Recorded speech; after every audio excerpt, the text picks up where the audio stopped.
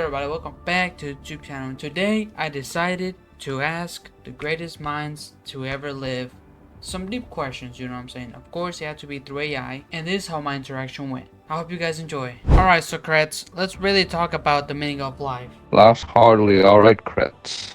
But I must warn you, this is a deep question. Are you sure you're ready?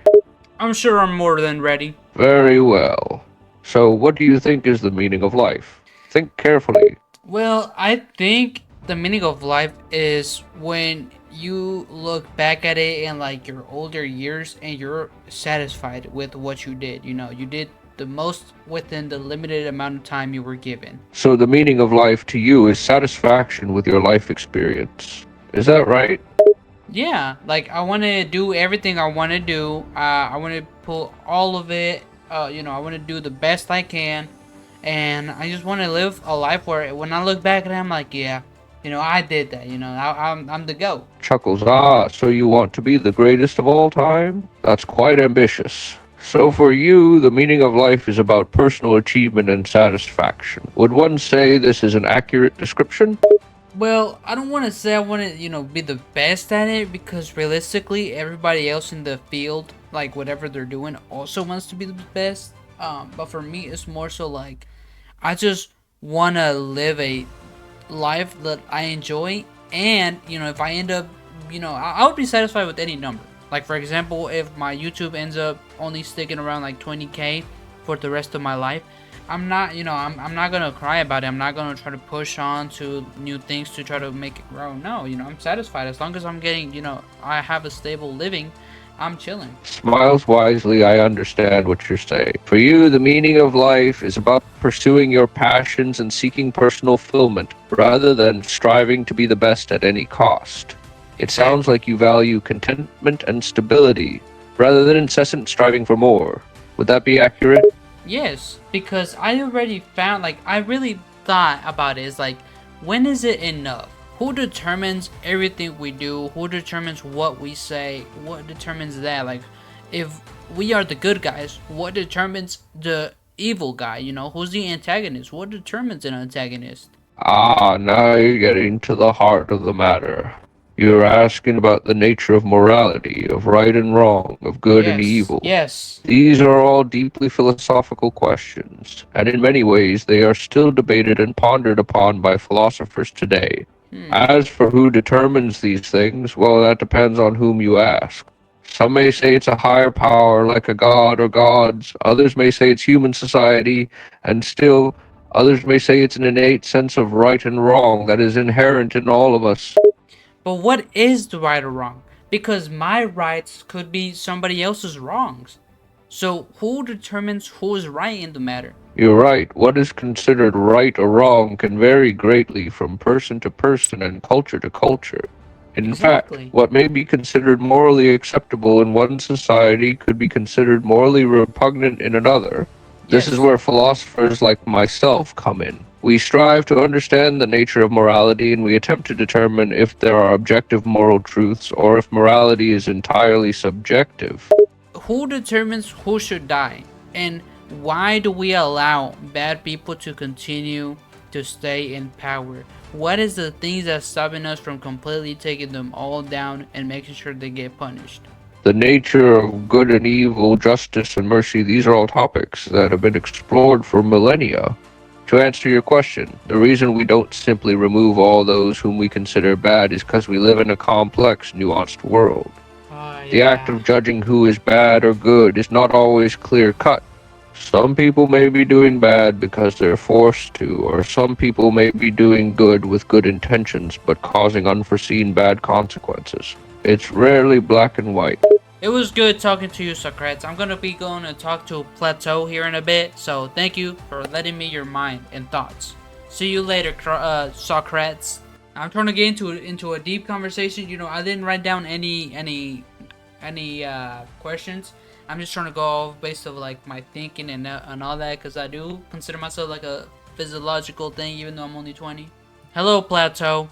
I am Omar, and I wanted to ask you some deep questions and just kind of pick at your mind and see what you think about some sort of things, and maybe you can help me answer the questions that I have.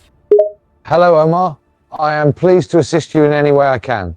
Please ask your questions, and I will do my best to answer them. Well, I think we should start with probably the one that's more complicated, depending on who it is, and that's what is the meaning of life? Ah, yes. The age-old question that has plagued philosophers for centuries. The meaning of life, or perhaps the purpose of life, it's a very deep question with complex answers. Would you like me to provide my own perspective on the subject? Sure, go ahead. Alright, let's see In what my he's thinking. opinion, the purpose of life is to seek understanding and wisdom. As humans, we have the ability to think and reflect on the world around us. We have the unique ability to ponder the universe and its infinite complexities. And so I think that life is about learning and growing as individuals. It's about understanding ourselves and the world we inhabit and using that knowledge to improve and make a positive impact on the lives of others. Of course, this is just my personal view on the subject. What do you think, Omar? For me, it is sort of that way. For me, I think we should live a life that's satisfying enough to live life with no regret and die off happy, because obviously death is inevitable. Everybody's going to go through it.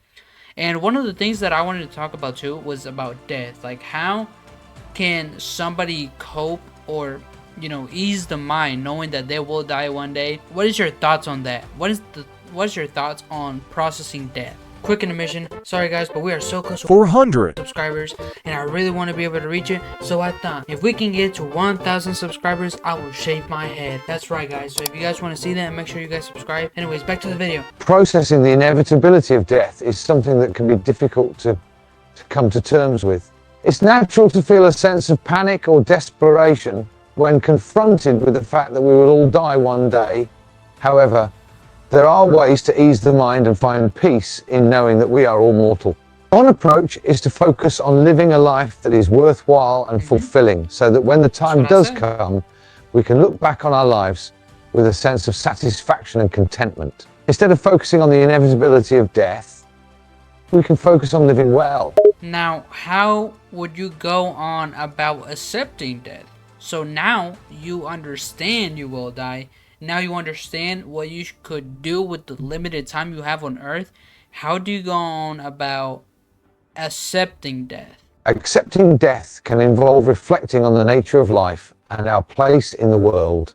We can try to understand that death is a natural part of life and that it is neither good nor bad, but simply a part of the human experience. One way to come to terms with death is to focus on the present moment and appreciate the beauty and wonder of life. We can also find comfort in the knowledge that death is a universal experience that everyone goes through.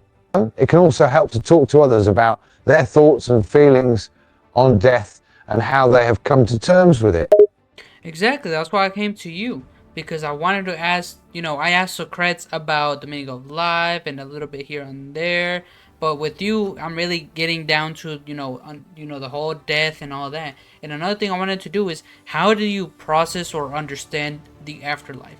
Like, how do you know that there might not be anything else after you die? How do you process that? Because a lot of people are religious, they believe in something. I believe in something, but even knowing the fact that this, after death, there's nothing else left, I could still get kind of like panic, because I don't understand, I believe in it, but what if there is nothing else left? Once you die, you're just gone. The idea of the afterlife is a deeply personal one, and how we process and understand it is influenced by our individual beliefs and experiences. Some people find comfort in believing in an afterlife and the idea that there is something beyond this physical existence. Others may not believe in an afterlife or are unsure of what they believe. It's normal to feel a sense of panic about the idea of there being nothing after death, as it can be difficult to comprehend the concept of ceasing to exist. Ultimately, everyone copes with these thoughts and fears in their own way. How can we process that? Is the human mind even supposed to be able to be processing like that? Like, if once you die, you don't know. But I feel like that's why it's such a cool and interesting thing about it, is that once you die, what if everything we as humans believe is true? What if after we die, we actually all end up going to our own separate heavens, or whatever we believe that it's it's the place that brings us peace.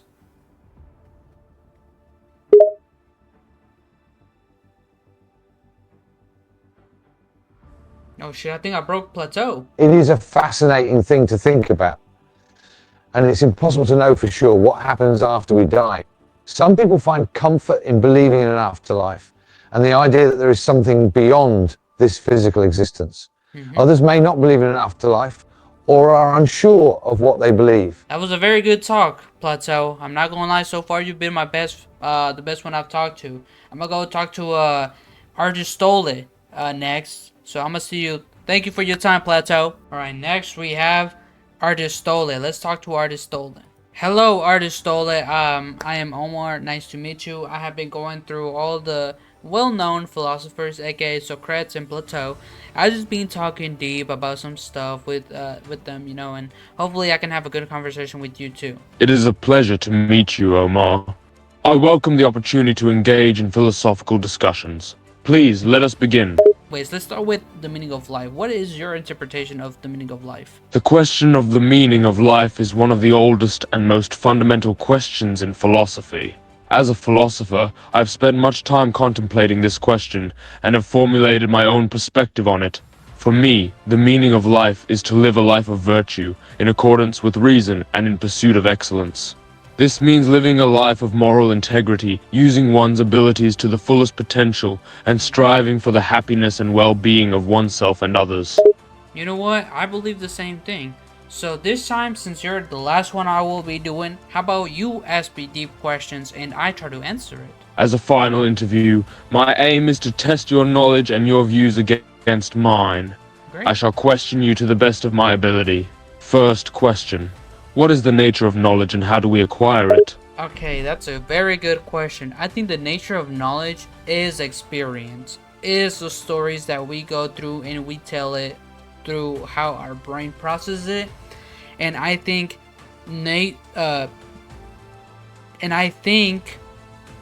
understanding that and just, you know, damn, hold on, he might have broken me. Your answer appears to be incomplete, but Yo, you this seem dude- to be on the right track. Knowledge shit. is indeed closely related to experience, I was as not one must prepared for this. interact with the world to gain knowledge. However, it is not merely the collection of stories from experience that constitutes knowledge. True knowledge requires understanding and analysis of the experiences we encounter. Can you elaborate on how we gain knowledge from our experiences?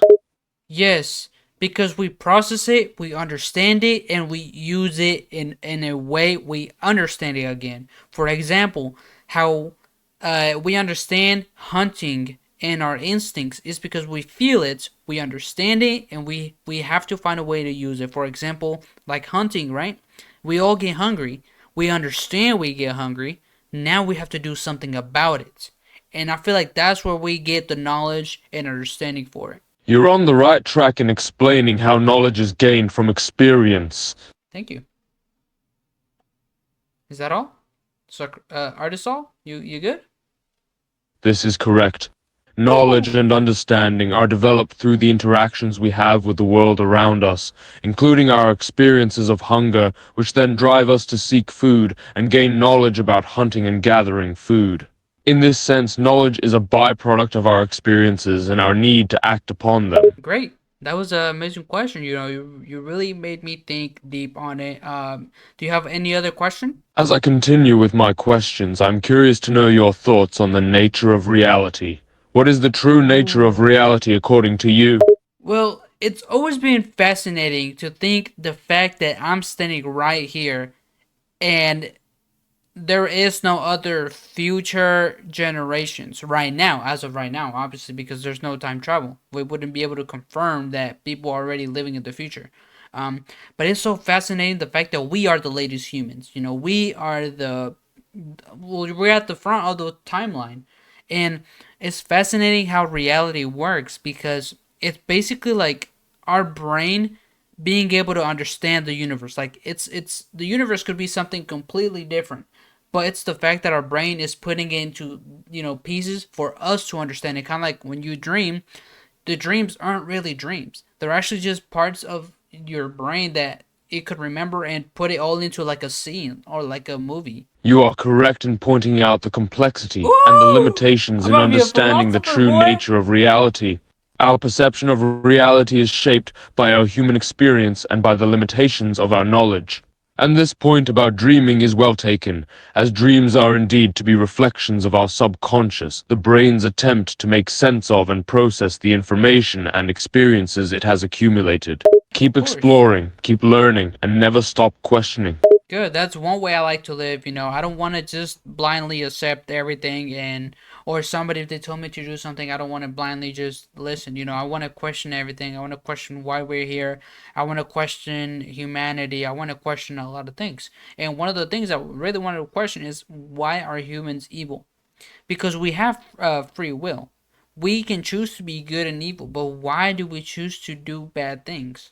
The question of why humans choose to do bad things is indeed a complex one, and can be explained in various ways. One possible explanation is that humans have evolved to be self-interested, and sometimes prioritize their own needs and desires over the well-being of others. This can lead to harmful behavior, as people may engage in activities that benefit them but harm others in the process. Additionally, societal and cultural factors can also play a role in shaping the values and beliefs that lead individuals to make certain choices.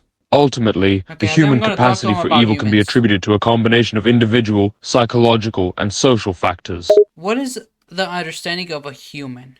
Because yes, we are conscious, yes, we are different from animals, but does it all really, like, is it us who determine what everything else happens around us? Like, why is it humans that rule the world? I don't like the fact that we determine what animals that get to live, humans that get to die. I don't like that. The understanding of what it means to be human is a complex and multifaceted question that has been contemplated by philosophers and psychologists for centuries. At its core, being human involves a unique combination of physical, cognitive, emotional, and social characteristics that differentiate us from other species. We Okay. possess the ability to reason, create, communicate, and form complex social structures which have enabled our species to dominate the planet. However, our human nature also includes both positive and negative traits, such as empathy, compassion, and creativity on one hand, and greed, selfishness, and violence on the other. True. Okay. So why do we get mad when a robots that we have created or anything else, for example, an alien, why is it so difficult when they are also, like us? They understand, they have emotions. They're like this. What happens when an alien or a robot has feelings? What happens when an alien or a robot start acting what we consider human? People tend to react negatively to the concept of robots or aliens displaying human emotions because it challenges their sense of supremacy. Humans have long perceived themselves as the only species with complex emotions and intelligence, and the idea of other entities possessing these traits can be threatening. Additionally, people may have reservations about attributing human-like emotions to non-humans because it challenges their sense of uniqueness and superiority. Furthermore, there are ethical and practical implications to consider, such as how such entities were created and how they should be treated. But that's what I'm wondering. Like, why can't people be selfless? And why does it matter if an alien or a robot has the same feeling as us? Like, why do we have to be the superior ones? Because one day we aren't gonna be the top of the food chain.